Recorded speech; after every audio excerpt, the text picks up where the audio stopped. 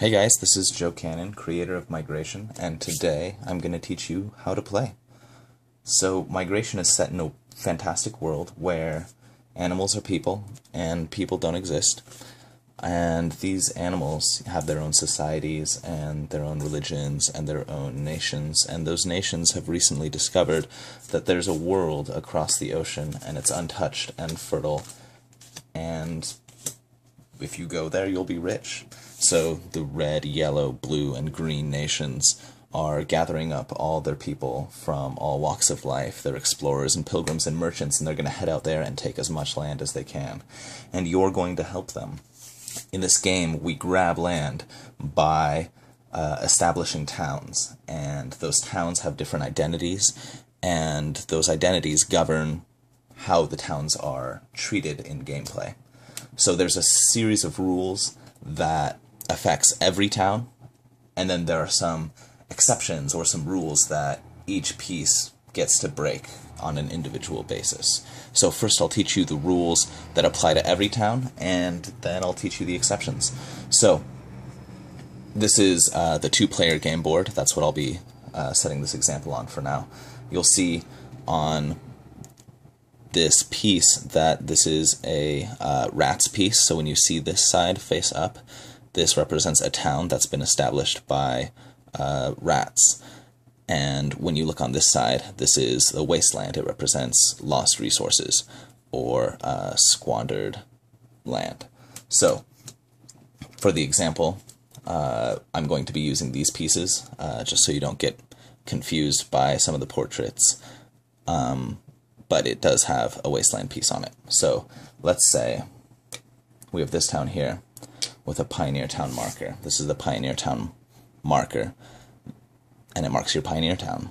The Pioneer Town represents the cutting edge of exploration and discovery and how deep your nation has gone into the wilderness, and it's all anyone in this culture cares about. So you are only allowed to establish towns coming from your Pioneer Town marker. So when you establish a town, you could establish one here in any of these places, and then you would move your Pioneer Town marker to the newly established town. Every time you establish a new town, you move your Pioneer Town marker. So you can establish a new town in any space adjacent to your Pioneer Town. Notice that you wouldn't be able to establish one here, even though it's adjacent to one of your towns. It's not adjacent to your Pioneer Town marker. You are also able to establish a town a little farther away from your Pioneer Town by migrating. When you migrate, you can play a new town that's in line with your Pioneer Town. But when you move that far, it's going to cost you some resources. So you're going to take one of your pieces from your set, and you're going to turn it upside down, and you're going to give that piece up, and that represents the people who died on the way, or the forest you cut down, or the animals you hunted, and this is now wasteland. This space is ruined. And then, of course, you would move your Pioneer Town marker to your new town.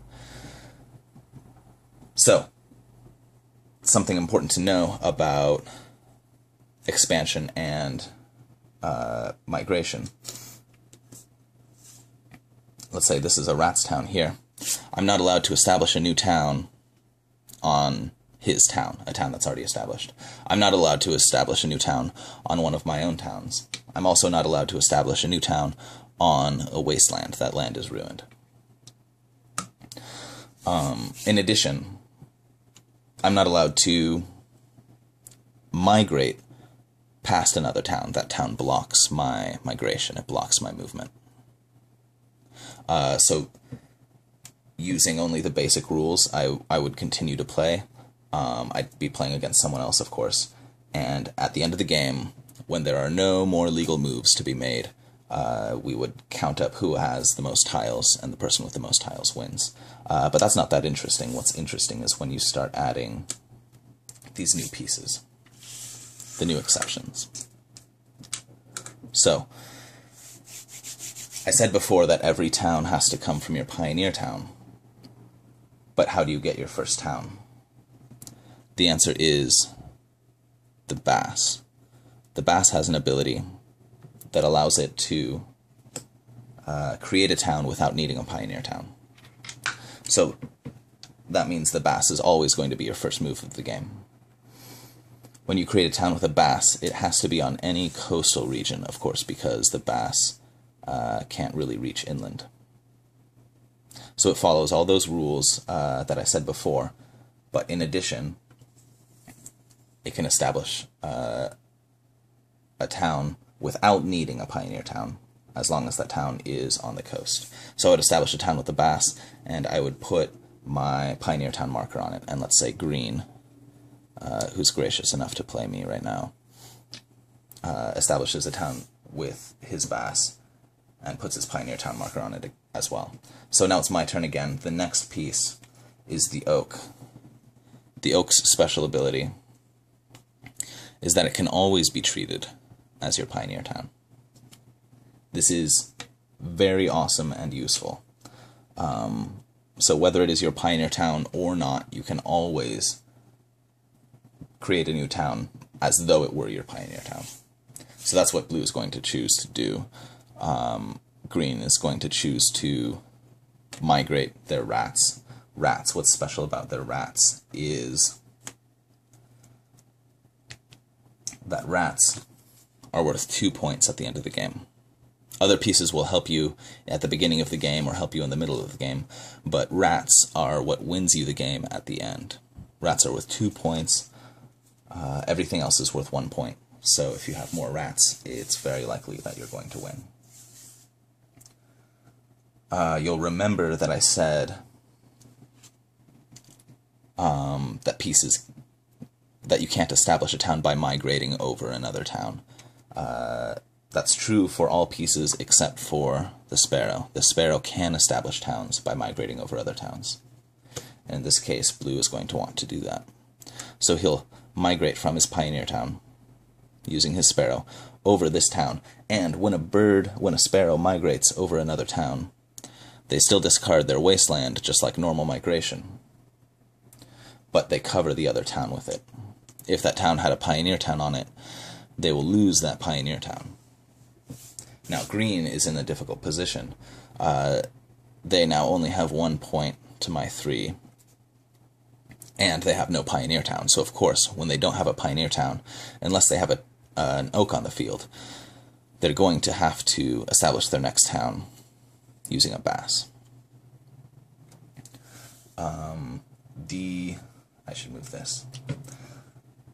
The last piece is the Fly. The Fly has the special ability. I told you no one can establish a town on the wasteland, but the Fly can break that rule. The Fly can establish towns on the wasteland. So blue might choose to go here for their next move. So I can play this out really quickly, and you will see what might happen. Green might go here, actually, hoping not to get attacked by another Sparrow. Blue might migrate to here. Green might play their Fly here. Blue might play their rats from the oak here. Green might migrate rats to here. Blue might play a Fly here. In this case, green is no longer... Oh no, green can move. Green can play a bird here. If green were not able to move, green's turn would be skipped until blue was not able to move. Here, blue is able to play from their oak. So they'll play... Well, they could have played the Bass either way. So it's the end of the game. We count up points. We'll remove the pioneer town markers. Blue has 1 point, or everyone has 1 point for everything, and 2 points for rats. So blue has 1, 2, 3, 4, 5, 6, 7, 8, 9 points. Green has 1, 2, 3, 4, 5, 6, 7, 8 points. So blue has won this match, probably due to the successful Sparrow attack. And that is how you play migration. There are more rules for the 3 and 4 player board, but I'll let you read those in the manual. Alright, thanks for listening and have an awesome day.